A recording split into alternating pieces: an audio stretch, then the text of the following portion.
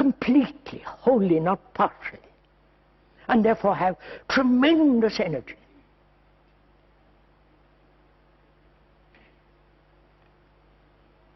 I hope we are following each other.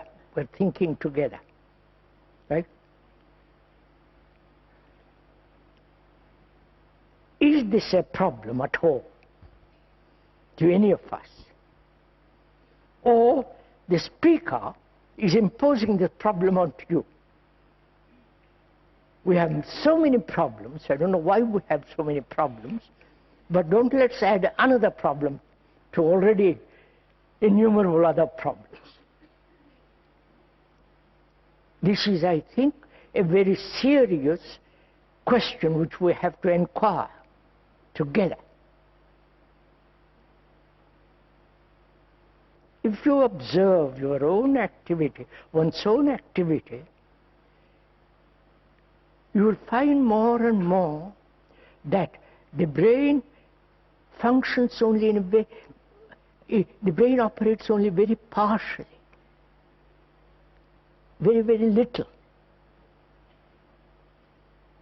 And therefore, our energy becomes less and less and less as we grow older. Biologically, physically, when we are young, we are full of this vitality. But as we get educated, follows a livelihood, you need specialization. That brain becomes small, narrow, limited, and therefore the energy becomes less and less and less. But it has its own vitality, right?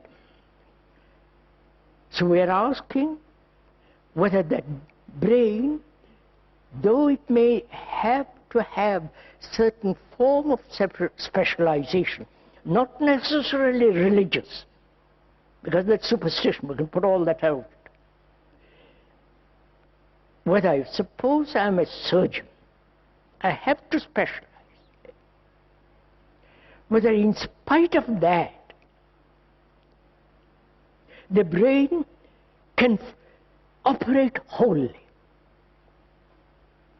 It can operate only wholly, completely, with all the tremendous vitality of million years behind it, only when it is completely free.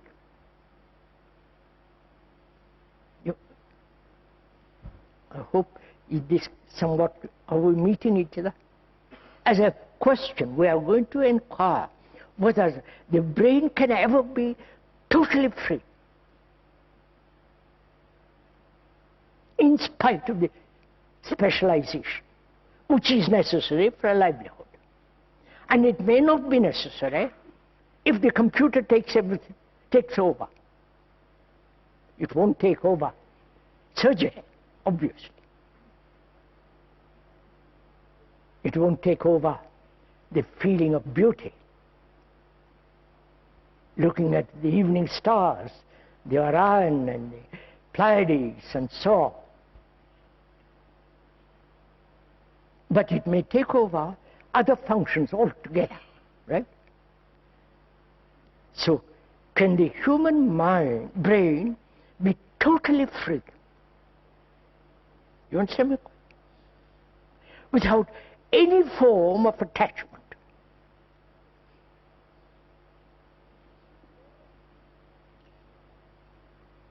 Because attachment of any kind, physical, attachment to certain belief, experience, and so on, can the brain be so completely free? Oh Lord.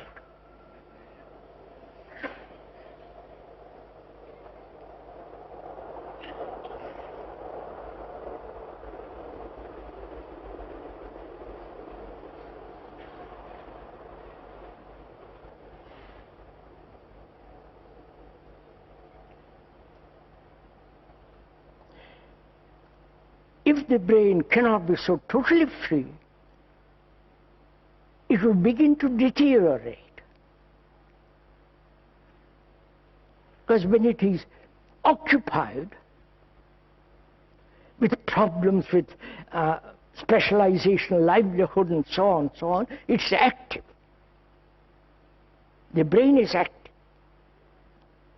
But when the computer takes over this activity, the brain will have less and less problems, and therefore gradually deteriorate. Right? This is happening. It's not something in the future. It's actually happening now when you observe one's own activity. Right?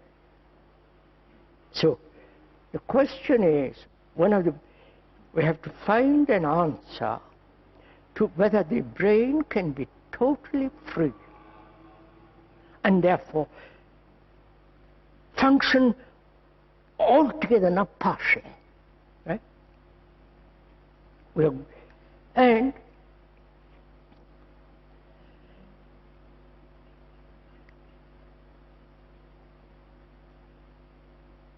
whether our consciousness, with its content, basically fear, the pursuit of pleasure, and all the implications of that, and grief, pain, sorrow, being hurt inwardly, and so on. That's the basic content of one's consciousness. Right? You may have other forms of consciousness, group consciousness, racial consciousness, national consciousness, the consciousness of a particular group, the consciousness of the Catholic group, the Hindu group, and so on, so on. But basically, the consciousness with its content is fear, pleasure, pursuit of pleasure, pain, sorrow, death. Right? This is the central content of our consciousness. Right? We are thinking together, please. Right? We are thinking together, examining together. The speaker is not laying down anything. We are together observing the whole phenomenon of existence, human existence. That's our existence. As we pointed out earlier, we are mankind. Because our consciousness, whether it is a Christian living in the Western world, or in the Middle East, or in the Asiatic world, that consciousness its content is basically fear, pursuit of pleasure, pain, hurt, sorrow, and the never-ending burden of all this. Right? So our consciousness is not personal, mine. This is very difficult to accept because we have been so conditioned, so educated that we resist this actuality, which means we are not individuals at all. We are the whole of mankind. It's not a romantic idea. It is not a philosophical concept. It is not absolutely an ideal. It is, if one examines it closely, it is a fact. So we're going to together find out whether the brain